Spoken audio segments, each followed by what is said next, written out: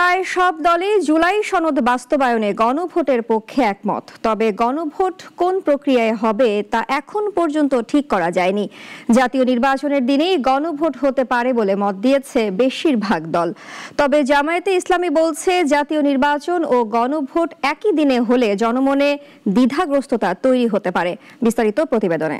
ব্যবস্থার সংস্কার ফের রাজধানীর ফরেন সার্ভিস একাডেমিতে জুলাই সনদ বাস্তবায়ন প্রক্রিয়া নিয়ে বৈঠকে বসে জাতীয় ঐক্যমত্য কমিশন।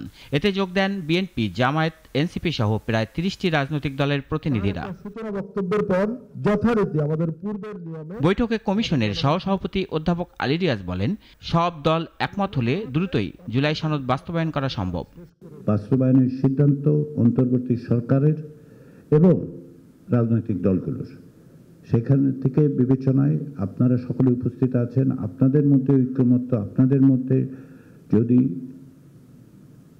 এক ধরনের একমত হওয়ার জায়গা তৈরি হয় তাহলে এটা বাস্তবায়ন করা সহজতর হবে।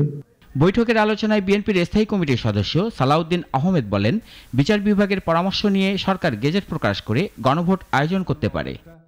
জনগণ বা জুডিশিয়ারি মানতে বাধ্য কিনা সেই কোয়েশ্চেনটা তাদের কাছে যেতে হবে। তৃতীয় হচ্ছে কোনো প্রাইভেট ইন্ডিভিজুয়ালস, এনি সিটিজেন যখন এটা চ্যালেঞ্জ করবে তখন সেটা কোর্ট কি বলবে। এই তিনটা প্রশ্নের জন্য সেখানে আমরা যাওয়ার জন্য অনুরোধ করেছিলাম। এখন যদি সেই বিষয়ে একমত না হয়, নাই।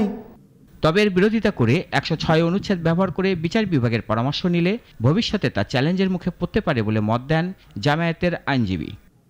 সংস্কার বাস্তবায়নে গণভোট জাতীয় নির্বাচনের আগে করার কথা বলেন জামায়াত। কনস্টিটিউশনাল অ্যামেন্ডমেন্ট গণভোট ছাড়া হবে না, এটা অন্যভাবে কাভার দেওয়া যাবে না।